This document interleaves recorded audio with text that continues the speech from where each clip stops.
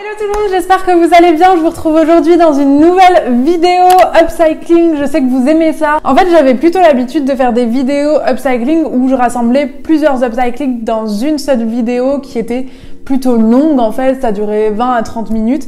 Je sais que vous aimez bien ça, mais là je vais faire un autre format, je vais faire vraiment un upcycling où je vais vous montrer tout le déroulé et peut-être que ça va vous plaire aussi. Vous me direz en commentaire ce que vous préférez, ça m'intéresse vraiment d'avoir votre avis sur ce coup-là.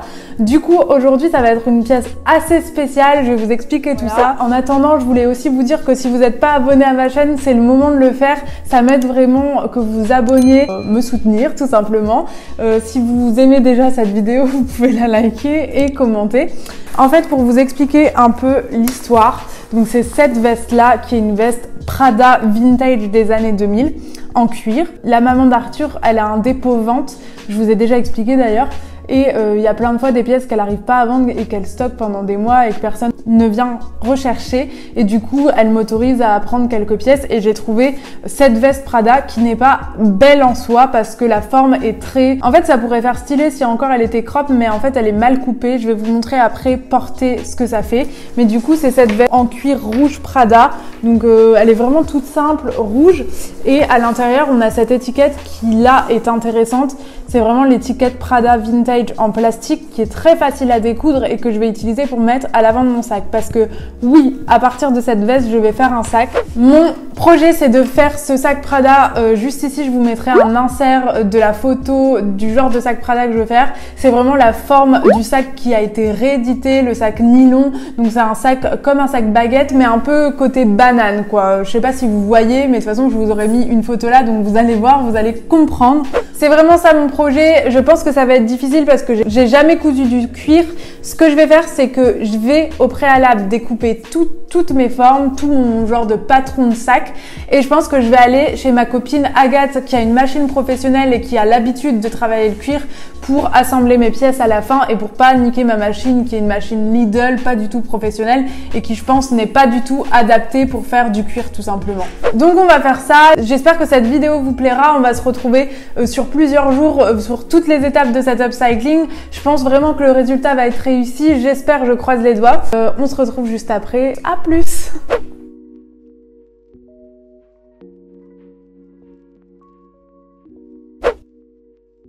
Du coup, c'est parti, j'ai commencé par faire mon patron. Pour faire le patron, j'ai utilisé un sac que j'avais déjà qui ressemblait vraiment à la forme que je voulais.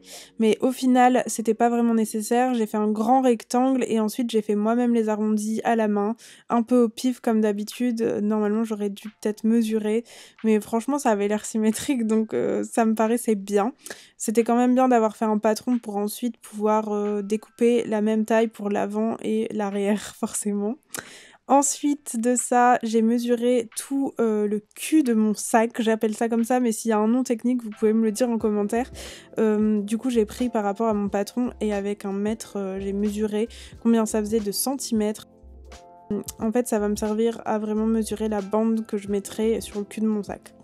Ensuite, j'ai décousu ma petite étiquette Prada que vous voyez ici, elle était cousue avec une simple couture zigzag.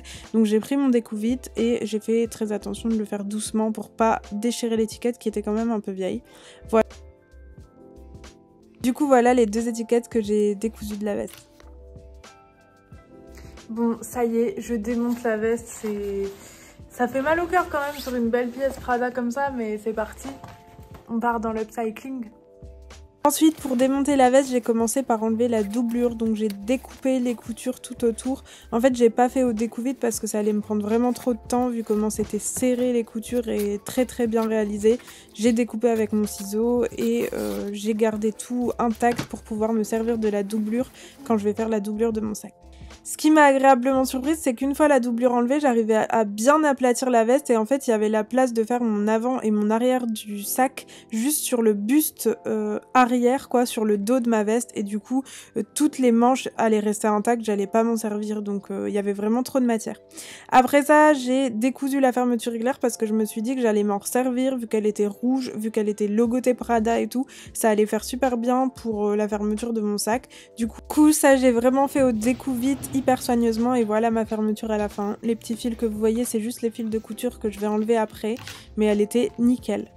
Ensuite, pour faire ma anse de sac, je me suis dit que ça allait être hyper facile de prendre ce col de la veste qui était hyper molletonné, hyper bien cousu. Du coup, je l'ai tout simplement découpé à ras. Vous allez voir qu'après, je vais vraiment faire les finitions pour pas que ça fasse trop moche. Après, je vous avoue que sur le sac final, on voit encore un chouïa que ça a été découpé, mais c'est quand même hyper pratique parce que c'est hyper rigide et ça fait beau sur le sac en fait. Une fois que j'ai découpé le col, je vais aussi découper les parties avant de la veste qui sont avec les poches et tout parce que je vais pas m'en servir tout de suite. Après, je vais vraiment me concentrer sur le dos de la veste pour faire mon avant et mon arrière de sac comme je vous avais dit juste avant. Donc il est plat, il est beau et il est net, il n'y a pas de couture dessus.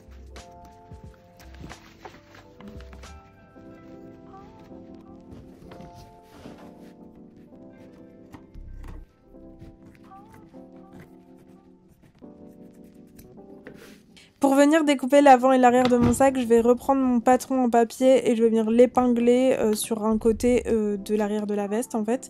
Et j'épingle pour que ça ne bouge pas. Je fais tout à l'arrache mais ça quand même je le fais bien parce que ça va vraiment déterminer la forme de mon sac donc c'est important. Du coup je vais découper à ras vu que j'avais déjà laissé des sortes de marges de couture vu que j'avais découpé un patron plus grand que le sac que j'avais au début, vous vous souvenez.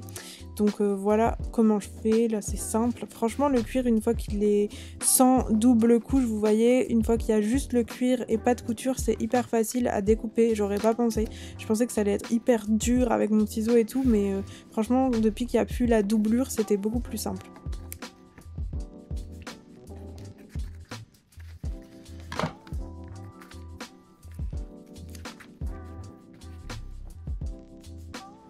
Bon, là, on est à peu près à là. Ok.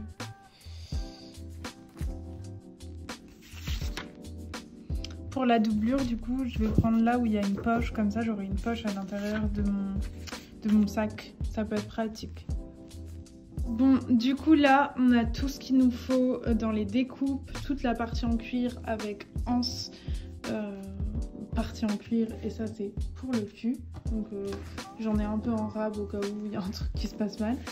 Et ici on a la doublure, donc j'ai gardé là où il y a les poches, donc ce sera vraiment pratique. Et pareil, le cul du sac, je sais pas comment on dit. Mais du coup, on va venir d'abord assembler cette partie-là. Donc on va assembler endroit contre endroit, mais surtout dans l'ordre en fait. On assemble ces deux parties ensemble. Donc j'ai mesuré 56 cm le tour du sac ici. Je vais assembler ça et ensuite je vais venir prendre une face que je vais coudre tout là. Et je vais venir prendre l'autre face et pareil coudre tout le tour. Ça nous fera un fond de sac et après on se retrouve.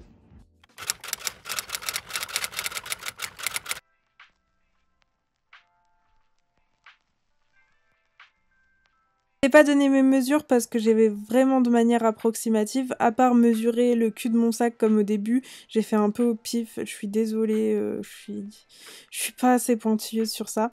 Mais du coup, j'ai fait un peu du rafistolage là pour le cul de mon sac vu que j'avais pas assez de longueur. J'ai assemblé deux petites pièces que j'ai trouvées sur ma doublure pour me faire une belle longueur pour mon fond de sac, enfin la longueur que j'avais mesurée quoi.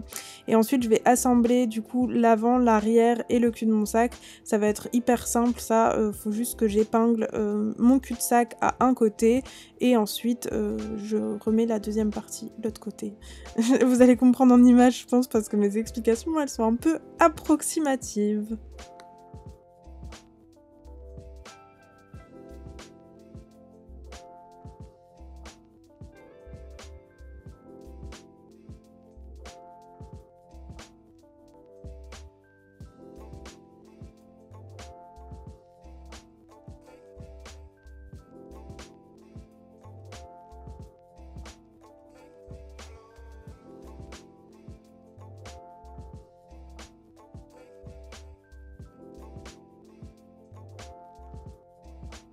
Voilà mon fond de sac fini, franchement j'ai bien réussi, après c'était pas très compliqué, mais je trouve que c'était une bonne idée de prendre l'endroit avec les poches dans la veste, comme ça j'ai vraiment des poches à l'intérieur de mon sac et ça fait hyper pro je trouve. Ensuite je vais prendre mon étiquette Prada et je vais la découper de manière droite, je vais former un rectangle, je découpe pas à ras du Prada pour quand même avoir la place de coudre et tout et que ça fasse quand même joli quoi. Mais j'enlève en gros toutes les parties où il y avait une police noire, où je sais même pas ce qui est écrit, article, c'est le numéro de l'article, ça fait un peu industriel, ça peut faire stylé, mais en tout cas pas sur mon sac parce que ça fera trop gros si je le mets. Donc j'ai vraiment découpé l'étiquette et j'ai regardé où j'allais la placer. Je l'ai pas placée au milieu parce que j'avais trouvé un sac que je vous ai mis au début là, où il y avait cette police là de Prada et c'était mis un peu sur le côté comme ça. Du coup j'ai cousu avec un point droit mon étiquette, ça a été plutôt facile à coudre franchement, c'était pas trop épais pour ma machine pour le coup. Ensuite, on passe à la partie un peu plus compliquée, la fermeture éclair. Pour faire un truc propre, j'ai découpé 2 parties de cuir de la même longueur que ma fermeture éclair et je vais les coudre un peu comme ça. En fait, vous allez voir à l'écran, je sais pas comment vous expliquer à l'oral, mais vous allez comprendre. Je couds d'une certaine manière et ensuite je vais refaire une surpiqûre pour que ça fasse propre et joli. Je pense que vous comprenez quand je vous montre, mais voilà. Et je vais la coudre comme ça à mon sac. Donc voilà, là c'était une fois que c'était cousu, comme il y a un espèce d'arrondi, j'ai fait des espèces de pinces. Et ensuite je vais faire comme pour la doublure, je vais aller coudre le cul de mon sac sur un côté et ensuite sur l'autre côté. J'espère que je suis claire. Comme je vous ai dit au début, ma machine elle est pas du tout faite pour coudre du cuir, donc c'était un peu compliqué, elle a eu du mal à certains moments, mais franchement là les 2 épaisseurs j'ai réussi sans problème à les coudre. Après c'était du cuir fin, j'ai eu de la chance, mais bon, j'ai quand même pété une aiguille dans la bataille, vous allez voir après. Bon, là j'avais ma doublure, j'avais mon sac d'un autre côté et j'avais aussi la anse et là j'étais en train de réfléchir à comment j'allais assembler tout ça. Franchement ça a été la partie la plus compliquée pour moi de comprendre que quand tu vas retourner ça va être comme ci ou comme ça. Je trouve que c'est hyper compliqué et c'est vraiment ça dans la couture qui me fait réfléchir, j'y pense même dans mon lit des fois le soir, je sais pas si vous aussi. Mais voilà, là j'étais en train de regarder toutes les possibilités pour que ma anse elle ressorte à la fin et que ça fasse propre. Et je me suis trompée parce que j'ai d'abord mis la anse comme ça, je sais pas pourquoi j'ai fait ça. Et en fait quand j'ai cousu le tour, ma anse elle ressortait pas, elle restait coincée à l'intérieur. Donc c'était un peu compliqué, c'était vraiment cette partie là où j'ai eu du mal. Du coup j'ai fait un espèce d'ourlet avec ma doublure et j'ai cousu tout le tour de ma doublure au bord de la fermeture éclair, si ça fait sens pour vous quand je l'explique comme ça. Et ensuite j'ai essayé de coudre mes anses comme ça.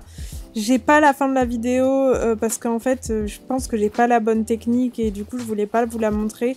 Mais voilà comment je me suis arrangée pour que ça fonctionne. Après comme vous voyez sur un des côtés ça fonctionne pas. Je pense que j'aurais dû ajouter une partie de cuir mais voilà.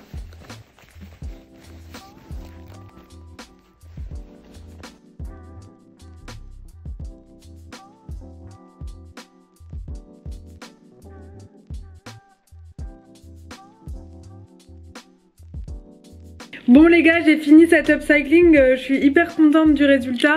Je vous montre tout de suite le sac fini, il est comme ça, le sac en cuir. C'est pas du tout parfait, on est d'accord, mais franchement pour une débutante et tout, je suis hyper contente. Je pense vraiment le porter dehors, même si c'est pas le sac que je porterai tous les jours, mais voilà. Ça m'a vraiment challengé d'upcycler cette veste, surtout qu'en plus il reste plein de chutes de cuir rouge et notamment une étiquette Prada un peu comme celle-là, donc je pourrais vraiment faire un autre DIY de ce sac. Donc si vous avez une idée, n'hésitez pas à me le dire en commentaire de ce que je peux faire avec les chutes. Je peux soit faire une petite pochette, une trousse, je ne sais pas, ou même des choses un peu plus marrantes en mode patchwork ou je sais pas. Dites-moi ce que vous en pensez en commentaire. Comme je vous ai dit encore une fois, je suis pas une experte, surtout pas une experte du cuir. Au final je suis même pas allée chez Agathe parce qu'elle était malade, donc je me suis dit je vais me débrouiller toute seule. Au départ je voulais attendre de finir chez elle au moins pour l'assemblage et en fait je me suis chauffée en une journée, j'ai tout fait, donc trop fière de moi, c'était un super challenge. Du coup n'hésitez pas à me dire aussi en commentaire, là j'ai vraiment besoin de votre avis, si vous préférez une vidéo comme ça avec un upcycling plus courte ou les vidéos comme j'avais l'habitude de faire avec plusieurs upcycling et comme ça vous fait une vidéo de 30 minutes genre. Donc dites-moi vraiment en commentaire ce que vous préférez. N'hésitez pas aussi à vous abonner à ma chaîne si c'est pas déjà fait, s'il vous plaît, et aussi à vous abonner à mon compte Instagram que je mettrai juste ici, Rosa Bonheur, c'est facile, et vous pouvez aller voir, il y a plein d'autres trucs que je fais sur Instagram que je ne montre pas sur YouTube, donc n'hésitez pas à aller vous abonner là-bas aussi. Voilà, je vous fais des gros bisous et on se retrouve très bientôt, j'espère.